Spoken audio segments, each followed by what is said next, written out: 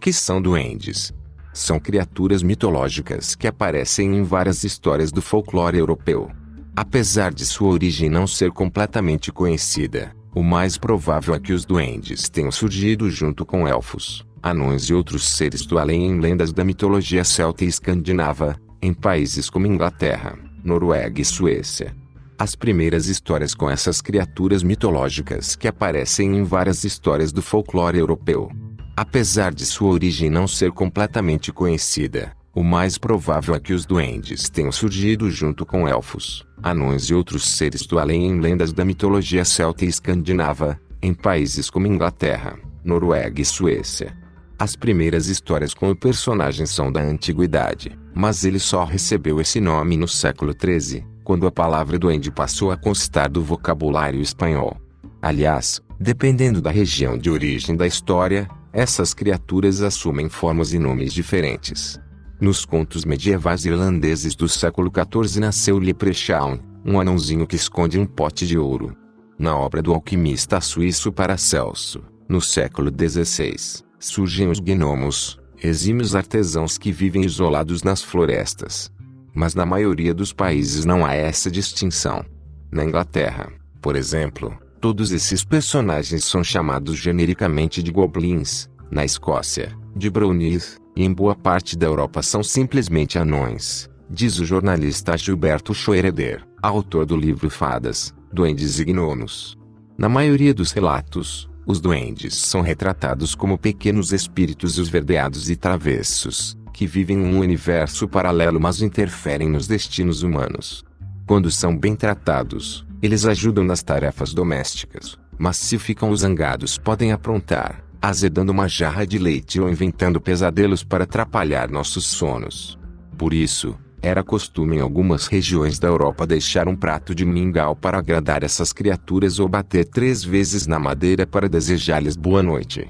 Na antiguidade, as lendas de duendes serviam para satisfazer a eterna necessidade humana de encontrar respostas para vários fenômenos inexplicáveis. De certa maneira, esses mitos realizavam um papel que a religião ocupou nos séculos seguintes, diz o tradutor Francis Aubert, especialista em mitologia nórdica.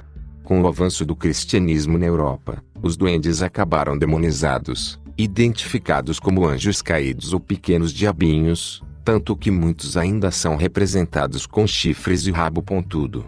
Mesmo assim, as crenças milenares não desapareceram por completo.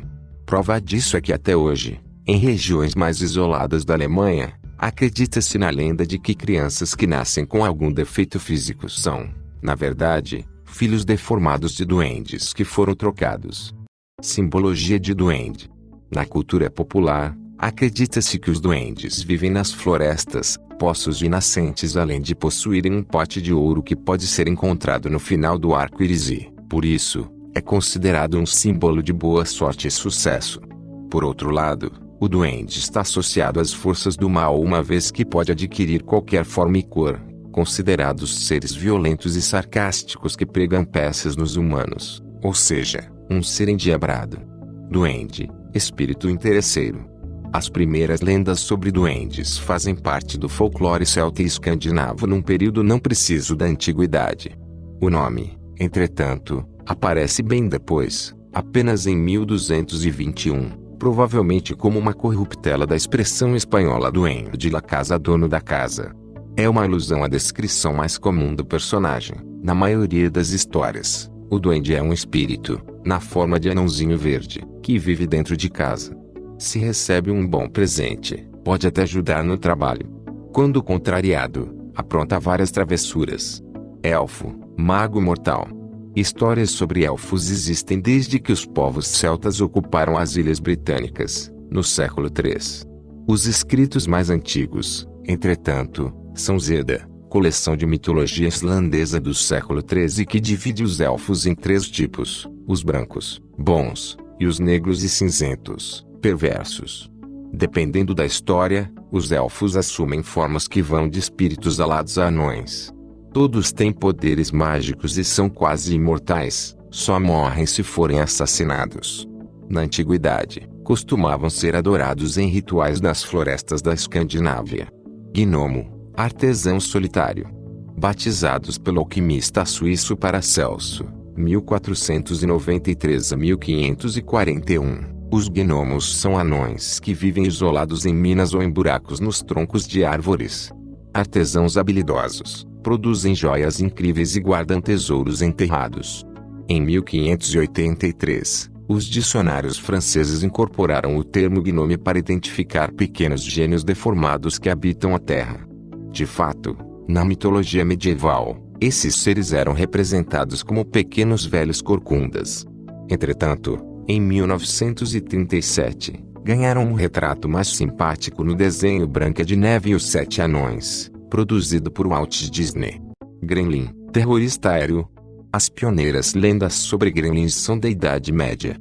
Mas essas ferozes criaturas de 40 centímetros, capazes de atacar pessoas com garras e dentes afiados, só passaram a amedrontar durante a Segunda Guerra Mundial, 1939 a 1945. Na época, ficaram famosas as histórias de pilotos que afirmavam ver os bichinhos dentro dos aviões, mexendo e sabotando equipamentos. Para os céticos, tudo não passava de alucinação provocada pela falta de ar em grandes altitudes. As criaturas viraram sucesso no filme Gremlins, dirigido por Joe Dante em 1984. Leprechaun, irlandês enganador. No século XIV, um anãozinho com chapéu de 13 pontas e avental de couro apareceu em uma versão modernizada de uma antiquíssima lenda do folclore irlandês. Era o Leprechaun, um ser fantástico que faz sapatos, está sempre consertando o pé esquerdo, e pode ser reconhecido pelo barulho das marteladas. Seu grande trunfo é ser o guardião de um pote de ouro. Quando capturado por um ser humano, ele se salva da morte prometendo revelar o esconderijo do tesouro, mas quase sempre acaba conseguindo enganar quem o capturou e desaparece. Compartilhe e deixe seu like.